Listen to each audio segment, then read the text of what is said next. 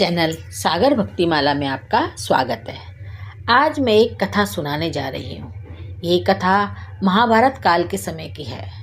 विधि का विधान इस कथा का नाम है। इसमें ये बताया गया है कि परमात्मा ने विधि में जो भी विधान लिख दिए हैं उन्हें कोई नहीं बदल सकता। इस कथा को पूरा सुने और विधि के विधान को समझें।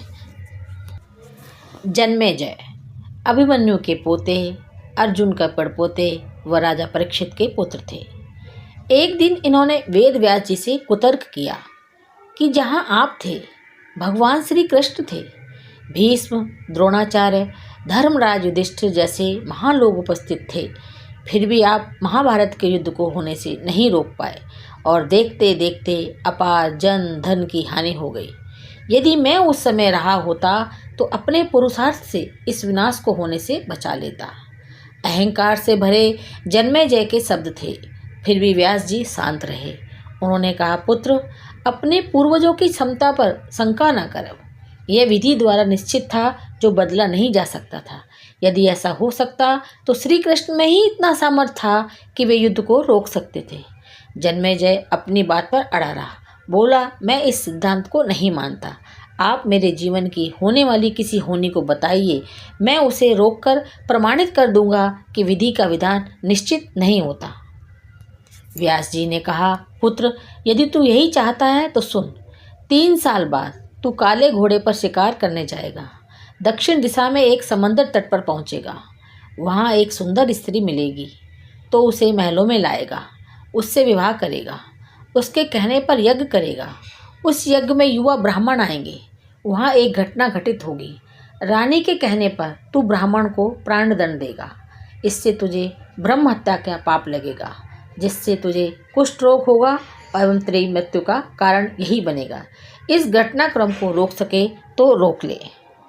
वेदव्यास जी की बात सुनकर उसने शिकार पर जाना छोड़ दिया, परंतु जब होनी का समय आया तो इसे शिकार पर जाने की बलवती इच्छा हुई।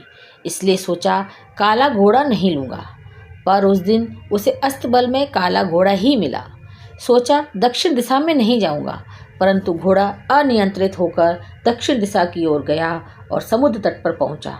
वहाँ एक सुंदर स्त्री को देखा, उस पर मोहित हुआ। सोचा, इससे शादी नहीं करूँगा, परंतु उसे महलों में लाकर उसके प्यार में पड़कर उसने विवाह किया। इस स्त्री के पुत्र न होने पर रानी के कहने से पुत्र प्राप्ति हेतु यज्ञ किया गया। उस यज्ञ में युवा ब्राह्मण ही आए। रानी ब्राह्मणों को भोजन करा रही थी, तभी हवा चली और रानी के वस्त्र उड़ने लगे। यह देखकर युवा ब्राह्मण हंसने लगे। रानी क्रोधित हुई। रानी के कहने पर इन्हें प्राण दंड की सजा दी गई। फलस्वरूप इससे उसे कोढ़ हुआ और अब वह घबराया और शीघ्र व्यास जी के पास पहुंचा। उनसे जीवन बचाने की प्रार्थना करने लगा। वेद व्यास जी ने कहा, एक अंतिम अवसर तेरे प्राण बचाने का और है। मैं तुझे महाभारत का श्रवण कराऊंगा, जिसे तुझे श्रद्धा व विश्वास के साथ सुनना होगा। इससे तेरा कोढ़ मिट जाएगा। परंतु यदि किसी भी प्रसंग पर तूने अविश्वास किया तो मैं महाभारत का वाचन रोक दूंगा, फिर मैं भी तेरा जीवन नहीं बचा पाऊंगा। याद रखना, अब तेरे पास ये अंतिम अवसर है। जन्मेजय श्रद्धा विश्वास से श्रवण करने लगा। इसमें भीम के बल का वह प्रसंग आया जिसमें उसने हाथी की सूंड पकड़कर उसे अंतरिक्ष में उछाला था। वे आज भी अंतरिक्ष में घूम रहे हैं। जन्मेजय अपने को रोक नहीं पाया। वह बोला, असंभव, ऐसा कैसे हो सकता है। व्यास जी ने महाभारत का वाचन रोक दिया। व्यास जी ने कहा, पुत्र, मैंने तुझे कितना समझाया, परंतु तुम अपना स्वभाव नियंत्रित नहीं कर पाए, क्योंकि यह होनी द्वारा निश्चित था। व्यास जी ने मंत्र शक्ति से आह्वान किया। हाथी पृथ्वी की आकर्षण शक्ति में आकर नीचे गिरे और व्यास जी ने कहा, यह मेरी बात का प्रमाण है।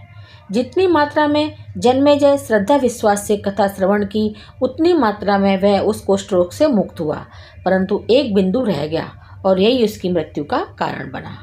हमारे जीवन का नाटक परमात्मा के द्वारा लिखा गया है। होता वही है जो वह चाहता है। इसलिए कहा गया है, कर्म हमारे हाथ, फल विधि के हाथों में है।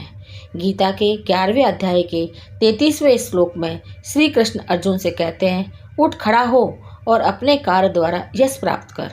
यह सब तो मेरे द्वारा पहले ही मारे जा चुके हैं, तू तो निमित्त बना है। इस तरह श्री कृष्ण ने अर्जुन को युद्ध के लिए प्रेरित किया और युद्ध हुआ। ये मेरे चैनल को सब्सक्राइब, शेयर और लाइक ज़रूर करें। धन्यवाद।